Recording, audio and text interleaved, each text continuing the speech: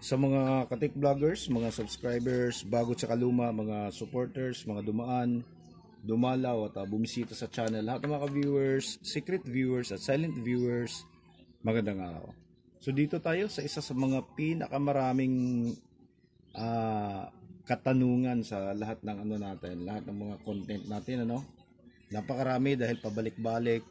Kahit na sa ibang video natin, ganun pa rin yung mga kanilang mga tanong. So kung ang madalas nila tinatanong kung pwede ba raw yung mga ganitong maliliit na amplifier, mga low power amplifier, lalagyan ng malalaking speaker. Okay? So katulad na lang dito, Ito. So napakalit lang ng kanyang amplifier, Ito lang, Okay? Napakalit. Pinakamataas na dito ay 40 watts. Ito. Pinakamataas na yung 40 watts. O kaya 50. Pagpalagay natin 50, naka-bridge. So ito yung kanyang speaker. 12 inches. So paano to patatakbuhin? Kasi yung mga non-electronics, mga hindi nakakaalam, ang ginagawa nila, ang nasa isip nila kasi, baka pwede pang lumakas, pwede pang mag-improve kasi hindi nila alam kung anong ibig sabihin ng wattage. Kapag binubuksan nila to, nakikita nila 30 watts lang. So lalagyan nila ngayon ng 100 watts, 200 watts, 1000 watts. Okay? So hindi nila alam kung ano yung dahilan kung bakit kaya itong malaking 12 inches na speaker or driver kayang dalhin ng maliit na amplifier. So ito ngayon yung isi-share natin sa inyo kung paano. Paano nga ba ito pinapatakbo? So pinapatakbo to, kayang patakbuhin ng maliliit na wattage dahil sa tinatawag na sensitivity. Maliban doon sa mababang wattage din ng kanyang voice coil, okay? Mababang impedance. So sa mga ganito, kung ano yung impedance ang tawag nito, yung amplifier ay sinasagad na rin dito sa kanilang driver. Halimbawa, ito yung impedance nito 3 ohms. So 3 ohms yung kinakabit. Hindi katulad nung natin. May mga amplifier tayo na kapag gumagamit tayo ng mga iba't ibang speakers, driver, minsan din natin sinasagad para hindi siya masira, So sa mga ganito, sa mga low power, sinasagad nila para makuha nila yung maximum wattage. Okay? Kaya ito, nakalagay dito ay 2.2 ohms, 30 watts. So hindi yan 2.2 ohms, nakalagay yan dyan, 3 ohms yan. So sinukat na natin yan, 3 ohms yung impedance nito. Tapos 30 watts. Okay? So kahit na 30 watts pa yan, kung hindi mataas yung sensitivity nito, mahihirapan pa rin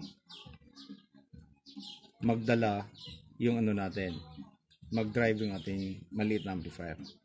Okay? So ito, mataas yung sensitivity nito. Halos lahat ng mga Bluetooth speaker ay matataas yung sensitivity. So saan ba nakukuha yung sensitivity? Saan ba natin nakikita yon? Nakikita natin yun dito. Okay? Sa gamit ng cone. Yung cone na ginagamit nito ay sobrang nipis at sobrang gaan. Okay? Tapos pagdating naman dito sa yung kanyang damper o spider. Yan.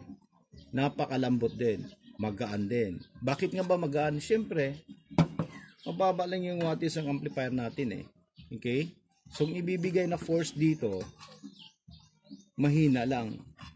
Paano niya dadalhin kung masyadong stiff yung nito, yung ating damper at makapal at mabigat yung ating cone, paano niya papabumbahin ng maigi ito?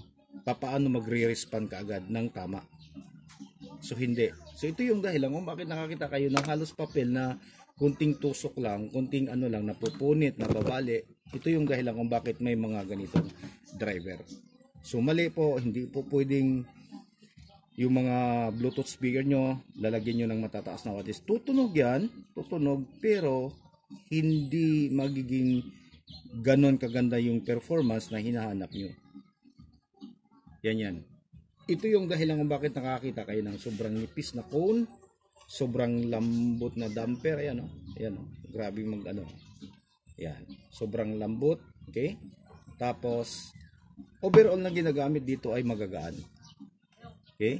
Magagaan, hindi mabibigan. Yan yung dahilan kung bakit kaya siyang dalhin ng maliliit na kanyang amplifier. Okay, kaya yung iba maliliit na amplifier nagdadala, meron silang ganito, tinitreat nila, pinipinturahan.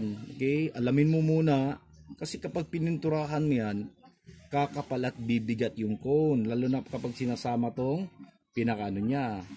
pinakasurround niya, bibigat yan. So paano magre-respond yan sa mahinang tunog? Bumigat yung iyong cone. So yun yung mga bagay-bagay na dapat intindihin natin at iisipin bago tayo gumawa ng hakbang.